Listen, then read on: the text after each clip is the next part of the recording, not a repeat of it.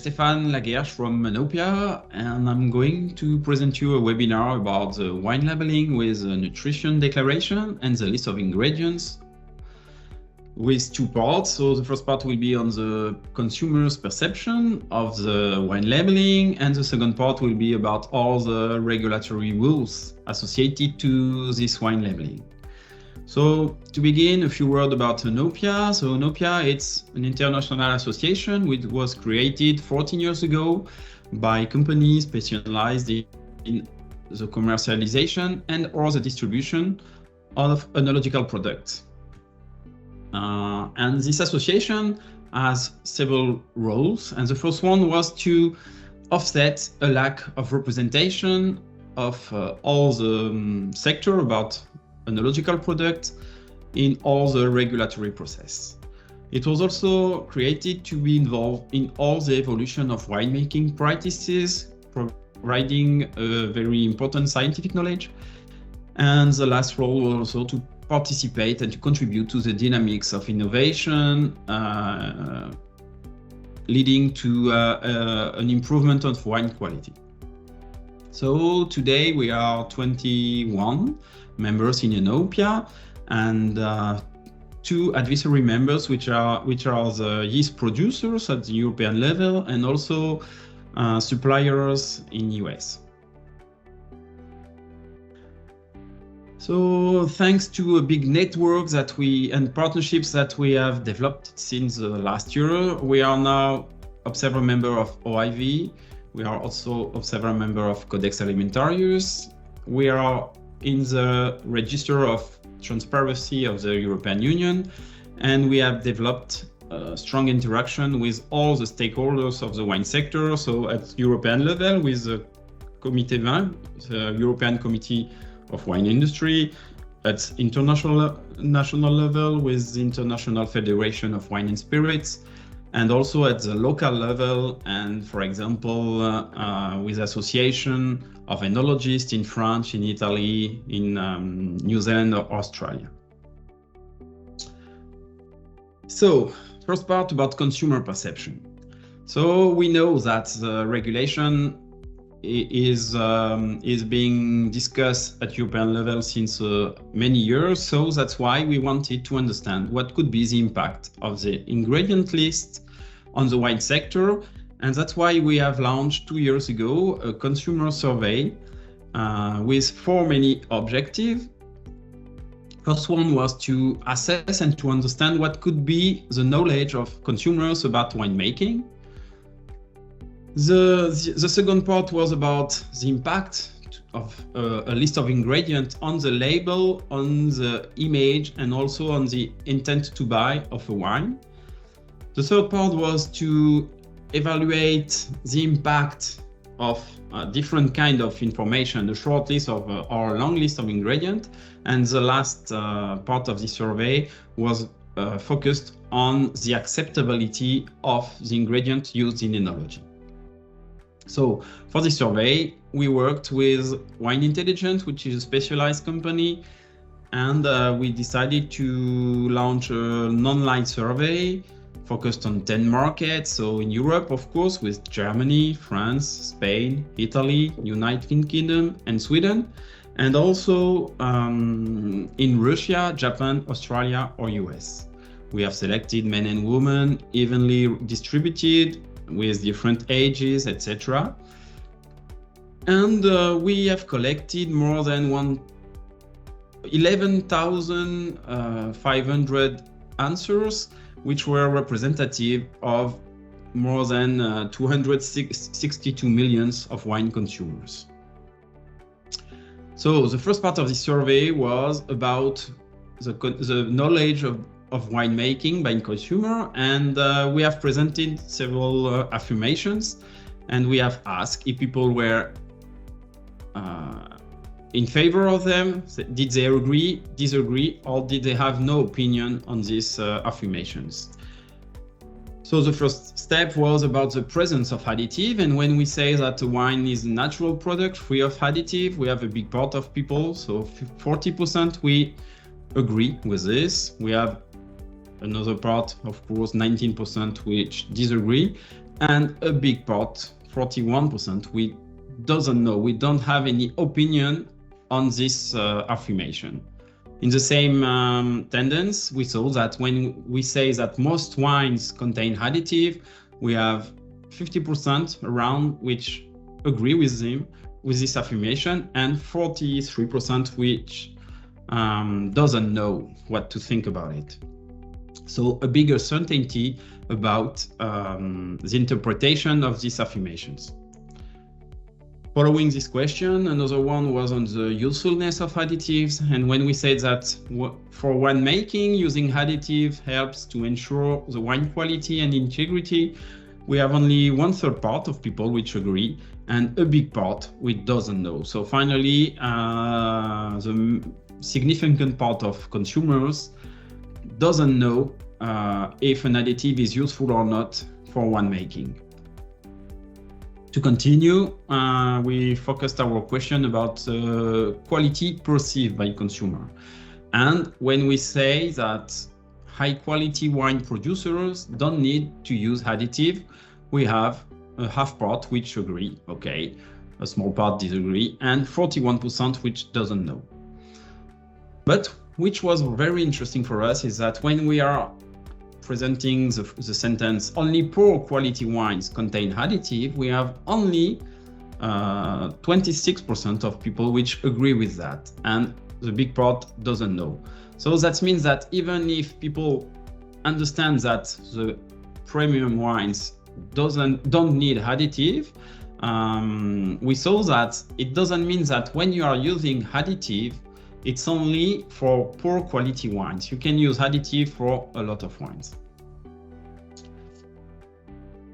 Another affirmation was about the health concern, and when we say that a wine containing additive is not good for our health, we have 42% which agree, okay, but the main part, 47%, which doesn't know what to think about health concern and additive. So after having assessed all the perception of the winemaking knowledge, we have focused the study about the impact of the labeling of a wine that we like, that we used to buy.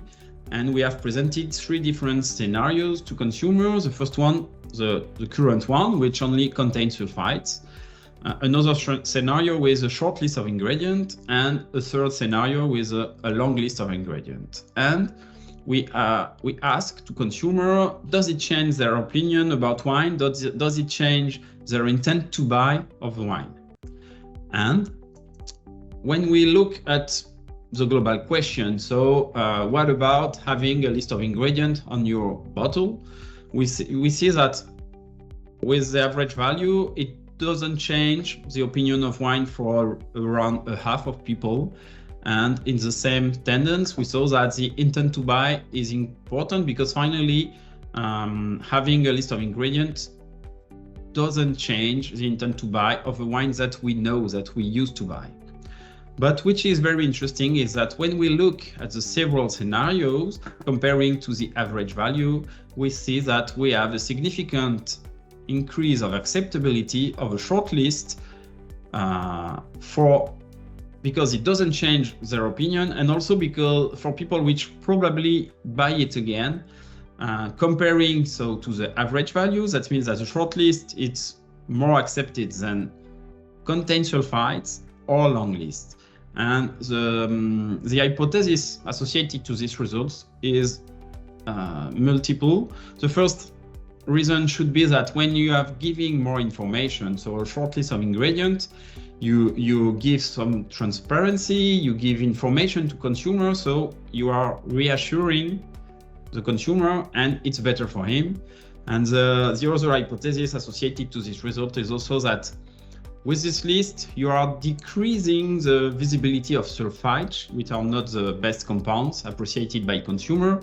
So that's why it could increase the acceptability of this wine with a short list. Then, after this wine that we knew and that we buy frequently, we make the same study with a new wine. So we say to consumer, you are in the supermarket, you are just seeing bottle of wines, and what could be, because you don't know this wine, what could be your attitude, your answer with the three scenarios? So contain sulfites, short list or long list. And here, which it's quite important, is that we have adapted the name and the varieties for each country, not to have an impact of the country of origin on the consumers. And when we ask the question, would you consider buying this wine? So we saw that for average value, we have 1 person on 2 which we probably consider to buy the wine which contains sulfites. A slow, little bit more accepted with a short list and less accepted with a long list. And which was very interesting, it's that the behavior of countries, because we saw that for countries like France, Australia, Spain, or United Kingdom also, you have a positive impact of a short list and sometimes of a long list on the acceptability of the wine. At the bottom of the table, you see that you have another behavior, and mainly in Italy and Japan, with a negative impact to present a short or a long list of ingredients on the bottle.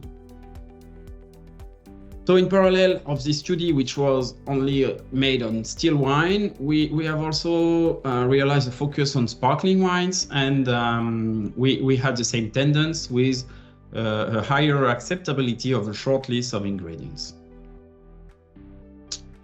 Then, after having appreciated the impact of the wine labeling, we focused our study on the wine ingredients and the wine additive particularly. And for that, we have presented to consumers 2 scenarios. The first one was a scenario with 14 ingredients with any other information, and we said to consumer, okay, what would be your reaction buying a wine containing ascorbic acid, or what could be your reaction buying a wine containing Arabic gum, etc. So without any information. And comparing to scenario 1, we proposed a scenario 2, giving just a short element of explanation associated to each of the additives. And so preservative as ascorbic acid, potassium sorbate, or DMDC, or just explaining that it was to maintain or to increase the quality of the wine with stabilizer or acidity regulator. So just the difference was I just give an element on information. So when we ask a question without giving any information associated to the additive, and we ask, what could be your reaction? I would probably still buy the wine. Okay, I don't know, I'm not sure. I would hesitate to buy it, or I would probably not buy the wine. When we look at the average market, we have a quarter part, which probably still buys the wine containing one of the additives.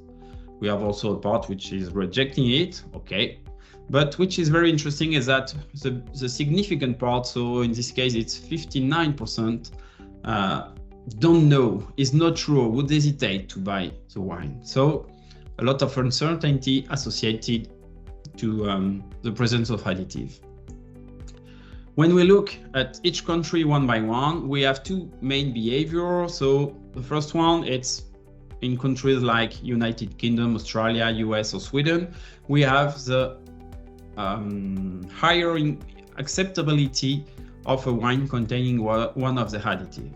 At the opposite, when we look at the bottom of the table, we have here with Germany, Russia, Spain, or Italy, we have here the percentage of rejection, which is high. When we look to each additive one by one, we can have 2 main results. First, we saw that for all the acids, like citric acid, ascorbic acid, tartaric acid, and also for tannins, we have a net score, so a positive influence of the additive, which is true for the average market value, but also for each country, which means that finally these 5 additives are quite well accepted in most of the countries. At the opposite, when we look, and mainly at the bottom, we saw that all the compounds with a chemical name are not the best accepted by consumers. Then when we make the same thing with just the element of information added, so you remember as a preservative or as a stabilizer or acidity regulator, when we ask what could be your reaction for all of them, you saw that you are increasing the acceptability of all the additive when you're just explaining what is the main technological interest associated. So very interesting, because for the 14 it's the same. When we look at all the countries, we can have 2 main conclusions. The first one, quite interesting, is that the 3 preservatives, so ascorbic acid, potassium sorbate, and DMDC, are those which are presenting the higher increase of acceptability, and considering that DMDC on the previous result was not one of the best compounds appreciated due to this chemical name, it's very interesting that we saw that consumers know and accept the interest of a compound as a preservative. At the opposite, you saw that, of course, there is some country which are the best, or the higher increase of acceptability, but we have countries as Japan, Germany, Spain, and France, which present the non-significative result about increasing acceptability given information. So a lot of work to do, and particularly in this kind of countries. So to conclude about this survey, we have 4 main results. The first one is that we saw that we have more uncertainties and reject about labeling the list of ingredients on wine. So it's quite interesting, because we saw that if we can reassure consumers about the interest of additive for wine quality, and also if we can present them some results about health, it will improve the acceptability of additive in wine. Another result is that a short list is better than a long one. So it's logical, I could say, because we saw that I didn't present all the results, but when you are presenting a longer list, people are really associated it to a lack of quality of wines. The third result was most of the ingredients are quite accepted by consumers, even if the ones which are presenting chemical names are not the best. And finally, very important result for us is that you saw that with a short explanation of the technological interest, you increase significantly the acceptability of the ingredient. So this point is very important for us, because that means that you just have to train people and to explain why we are using additive to push the consumer to accept them. So after the survey, let's talk about the regulatory context. So at the beginning, the regulation is coming from Europe, because in 2021, the European Commission has adopted a regulation making mandatory the communication of nutrition declaration and the list of ingredients for all wines, aromatized wines, and spirits. We are waiting the finalization and the adoption of a delegated act, which could be published in the middle of 2023 with all the precise rules for labeling. And we know that on the 8th of December 2023, it will be mandatory to give the nutrition declaration and the list of ingredients for all the wines. And important point, because it's the first time in the food industry, we will have the possibility to give a significant part of this information using electronic means, as we can call e-labeling. So it's a European regulation, of course, but it's not only a European topic, because first, this regulation will concern all the wines commercialized in Europe. So that means that all the wine coming from other countries will have to follow these rules if they are commercialized in Europe.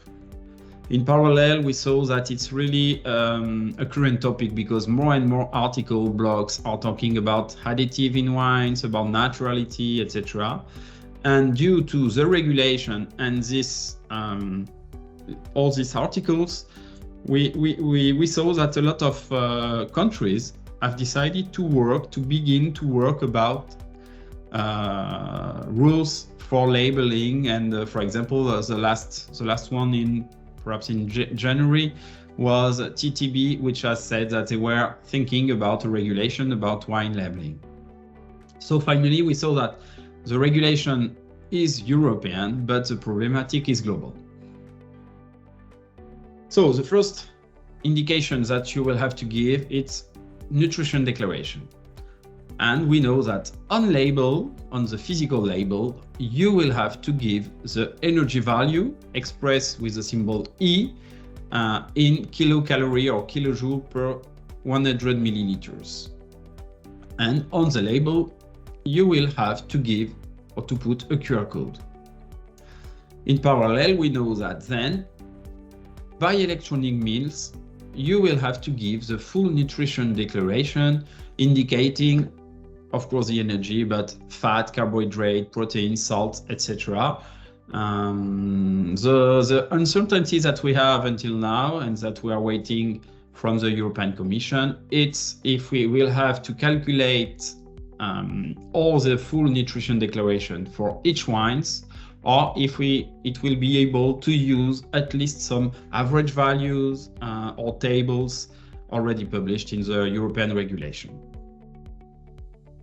Then, in addition to the nutrition declaration, let's talk about ingredients. So just quickly, 3 definitions: ingredient, food additive, and processing aids. So ingredient means any substance, including additives, used in the production of wine.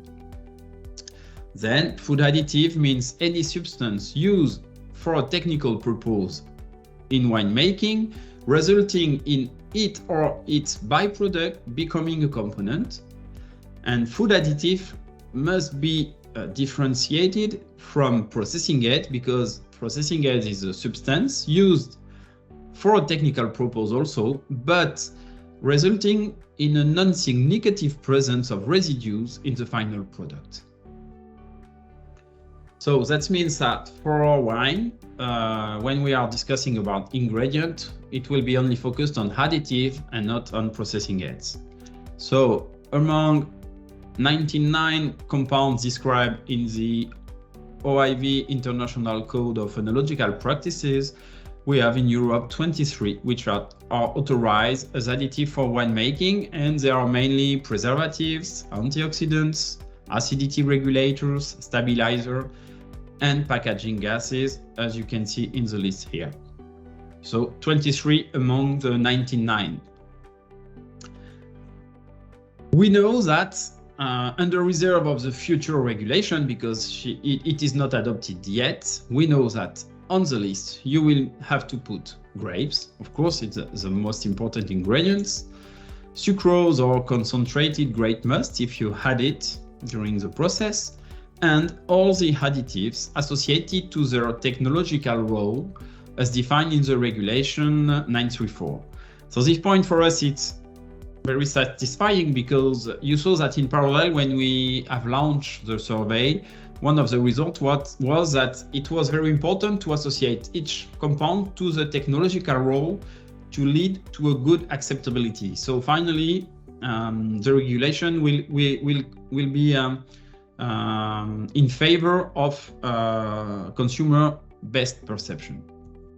We know that all the ingredients representing 2% or more of the finished product should be listed in descending order. So it's important, but finally, for wines, grapes represent most of the time more than 98% of the finished product.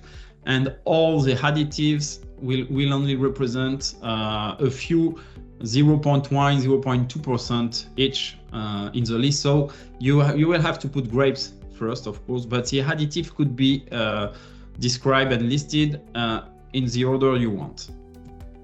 We know also that all the processing aids which can be allergenic should be indicated in bold in the list of ingredients.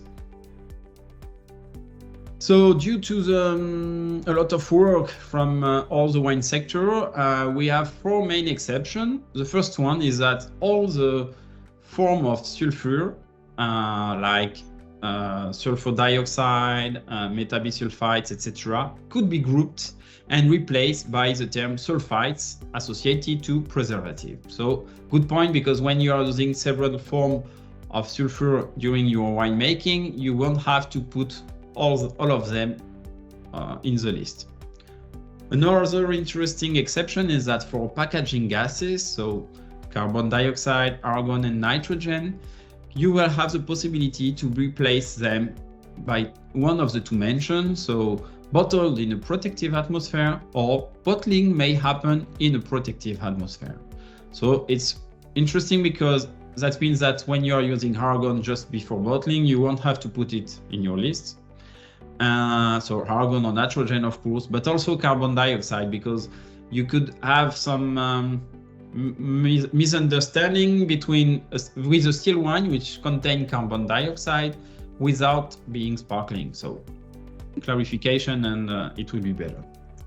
The third exception will be that for all sparkling wines, you will have the possibility to put only on your list liqueur tirage liquor or expedition liquor without detailing all the compounds included in the liquor.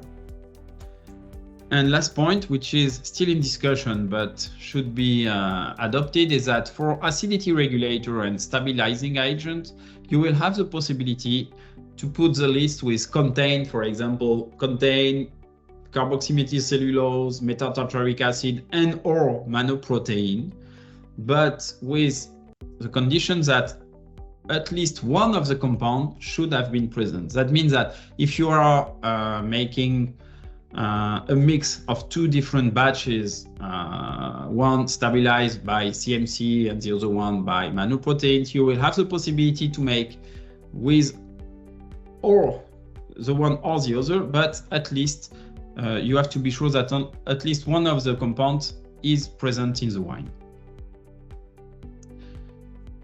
So concerning the wines to be labeled, we know that all the wines which are produced and labeled before the 8th of December may be exempted. That's clear. At the opposite, for all the wines which are produced and labeled after the 8th of December 2023, you will have to present a document with a list of ingredients for all the products transported in bulk, or you will have to present a list of ingredients on the back label or using electronic labeling for bottled wines, which is not completely clear for the moment because it's still under discussion at the European Commission, is that for the wines which are produced before the 8th of December but not labeled, and for which you don't have a precise list of ingredients, sometimes due to old vintages, etc., because before it was clear that they could be placed on the market and still stock are exhausted, but this point has to be completely clarified. So until now, just to summarize, if the wine is labeled before the 8th of December, it's okay. If the wine is not labeled at the 8th of December, you will have to indicate nutrition declaration and list of ingredients. So to finish, a small part on the e-labeling. So to resume, here an example of this list of ingredients. So it will be, as we saw, grapes, of course, in first because it's the most important one. And after, all the additive associated to the technological interest. So preservative, sulfites, etc., etc. We know that the list of ingredients may be mentioned on back label, as the example just presented, or you will have the possibility to use electronic labeling. But for electronic labeling, there is two important conditions. The first one is that you have to avoid any collection of tracking of user data, because the access to information has to be very confidential. And also, you have to dissociate this list of ingredients from any other information for marketing or commercial purpose. So very important to follow these two. That means that if you have already a QR code on your bottle associated to technological or marketing information, you will have to create another one only associated to nutrition declaration and list of ingredients. So you know that to explain and to present you information about electronic labeling, you know that perhaps that since a few months we have several platforms which are already available or in development to concretize this QR code. And I made the choice to present you YouLabel, which is the first platform available since December 2021. And also because this platform has been supported by all the wine sector, including wines and spirits. But the principle of to use it will be presented. It's the same for, or quite the same for, most of the platform which could be available. So the principle is that you will have the possibility to create an e-label in one of the 24 languages of the European Union, and the information to be added on the label will be identification of the product, as you can see here for the champagne, responsible consumption if you have, the list of ingredients, nutrition declaration. So here and here, for ingredients you saw that you have only grape, preservatives and expedition liquor. And nutrition declaration, you see that you have energy and fats, etc., etc. You will have also the possibility to give information about all the sustainability approaches that you can have launched in your company. And you will have also to finish the link to the company website. Which is very important is that all the information put here will not replace the information that are already on the bottle. For example, for all these pictograms, they are here, but when they have to be present on the bottle, you will have to keep that. The QR code is only giving more information, but doesn't replace any of the information already mandatory. So the real interest of this kind of platform is first that it's a solution adapted to wines, aromatized wines and spirits. So if you have several kinds of products in your company, you can use the same tool. Also, the information will be always compliant with European regulatory requirements due to an associated monitoring from the European wine sector. It's a tool very easy to use because you have some list of proposals for each field to be filled. You don't have to create anything, you just have to follow, and you will be sure that it will be easy and compliant. Which is interesting also is that you can choose the number of language available with the platform. That means that if you are doing it in English, you can make the choice to give access only to the English version, but you can also choose to have up to the 24 languages of European Union. This is a very important point because on the regulation, it is clearly written that you have to give the information accessible in a easyable as possible for consumers. So that means that you will have probably to adapt the language to the country where you are selling your wine. But by chance, the translation is automatic, so it will be easy to do it if you are using finally the same QR code for the 24 versions of the e-label.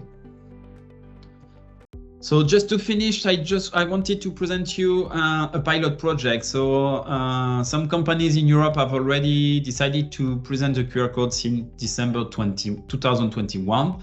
So if you are using your smartphone to click to one of this QR code, you will have access to the information as I presented before.